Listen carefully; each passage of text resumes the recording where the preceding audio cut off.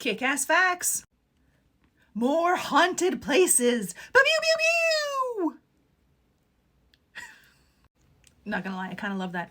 Located along the Nile River near Luxor, the Valley of Kings is one of the most important archaeological sites in Egypt.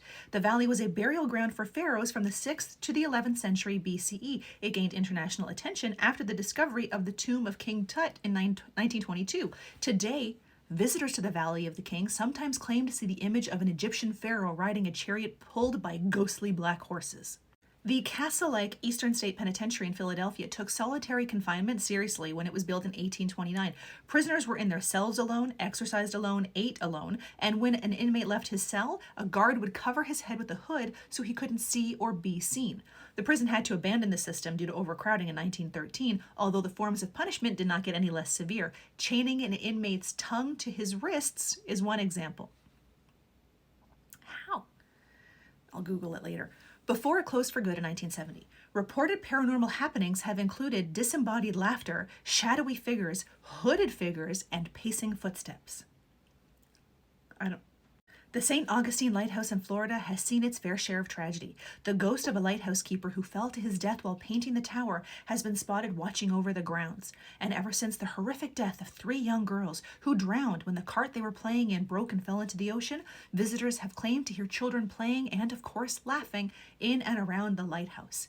Employees have attributed a clanging bucket and randomly open windows to a shadowy figure whom many visitors insist they see peering down at them from the interior railings, and the ghost of a former keeper reveals his presence with the aroma of burning cherry tobacco.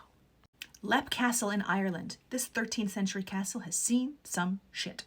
It was built by the O'Bannon clan, and then in the late 15th century it came under the rule of the violent and deadly O'Carroll clan. The castle was passed down from father to son for generations with murders by oppositions, rival families, and even within their own clan.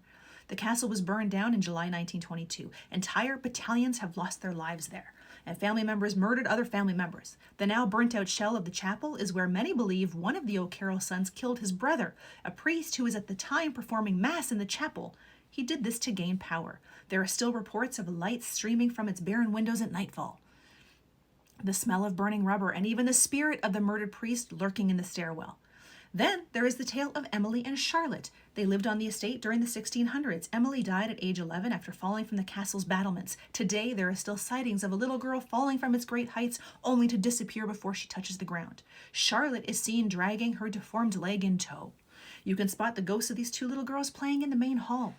But that's not all. There's the murdered woman. This story goes back to the O'Carroll rule. This woman was murdered by a member of the family in the 1500s. People have seen a terrified woman wearing little clothing. She screams twice before disappearing into thin air. There's the governess and the old man. You might see the governess, Nanny, with Emily and Charlotte. Visitors have also seen the old man sitting in a comfy armchair, enjoying the heat in front of the main hall's grand fireplace. The Red Lady roams in a long red dress, tall and lean with long brown flowing locks. The Red Lady always carries a dagger with her hand raised menacingly. According to one story, one of the O'Carroll clan captured the woman, assaulted her, leading her to become pregnant. On delivering the baby, the O'Carrolls killed the baby with the blade. In despair, the woman grabbed the knife and ended her life too. Another version says that 2 O'Carroll family members were fighting over the woman. When she tried to flee, they chased her and stabbed her to death. The Elemental. This spirit predates many of the families in the Leap Castle. Some suggest the apparition named the Elemental dates back to the time of the Druids because the castle was apparently built on Druid land. The Elemental is a menacing and sinister presence that only makes itself known to those who provoke it. During renovations in the early 1900s, workmen found a secret dungeon in the Bloody Chapel. With so many human skeletons, they filled 3 cartloads when hauled away. The dungeon was designed so that prisoners would fall through a trapdoor, have their lungs punctured by wooden spikes on the ground, and die a slow, horrific death within earshot of the sinister clan members above.